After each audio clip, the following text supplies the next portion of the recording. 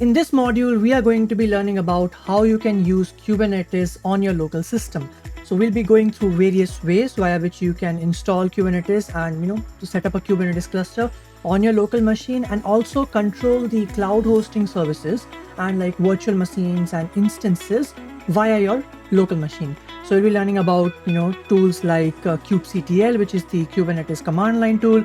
We'll also see how you can set up a local cluster, a single node cluster using minikube on your local system. We'll be exploring various minikube commands, and we'll also be diving into how you can create multi-node clusters, because that's actually going to help you understand the full potential of Kubernetes when you're working with multi-node architectures. At last, we'll also be looking into the Civo platform, how you can use the Civo platform to create instances and host your applications over there, and create Kubernetes clusters over there, and also work with the Civo CLI.